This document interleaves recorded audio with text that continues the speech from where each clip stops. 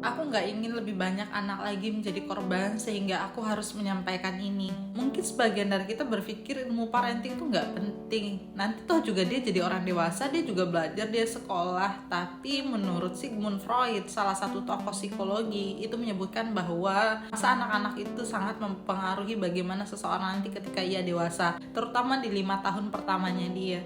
Jadi apa-apa yang diterapkan dalam pengasuhan itu akan mempengaruhi bagaimana seorang nanti dewasa. Kita tentu tidak ingin kita melahirkan generasi yang tidak enakan, generasi yang egois, generasi mementingkan dirinya saja, generasi yang narcissistic personality disorder, generasi yang penuh dengan gangguan kecemasan, generasi yang lemah secara mental. Orang dewasa yang menjadi pelaku kekerasan hari ini kecenderungan adalah orang dewasa yang ketika kecilnya mendapatkan kekerasan, orang dewasa yang tidak diajarkan empati ketika kecilnya, yang tidak tumbuh di keluarga yang harmonis sehingga menjadikan ia sosok yang ada hari ini. Jadi apa yang kita lihat hari ini tuh adalah proses dari kecil, bukan semata-mata terbentuk saat ia dewasa. Beberapa orang mungkin survive dalam hidupnya sehingga ia akhirnya mampu keluar dari trauma masa kecilnya, tapi beberapa terkurung di dalam trauma itu sehingga sulit baginya untuk keluar, sehingga yang keluar dalam perilakunya adalah hal-hal yang menyakitkan orang sekitar, hal yang tidak mengenakan bagi orang sekitar, bahkan kadang menjadi pelaku kekerasan bagi orang sekitar. Ini tuh seperti lingkaran setan yang kalau tidak diselesaikan akan terjadi terus-menerus.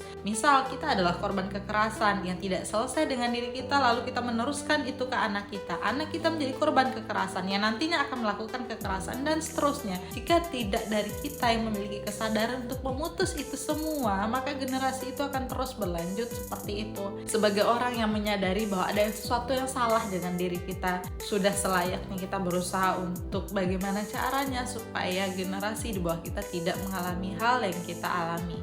Benar bahwa manusia tidak ada yang sempurna, pasti ada celahnya, pasti ada salahnya.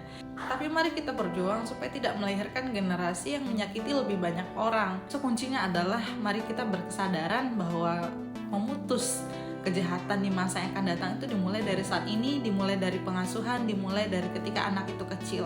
Jadi kita tidak lagi meremehkan yang disebut dengan konsep-konsep parenting, dan kita tidak meremehkan masa-masa anak-anak karena itu sangat menentukan bagaimana nanti ketika ia besar.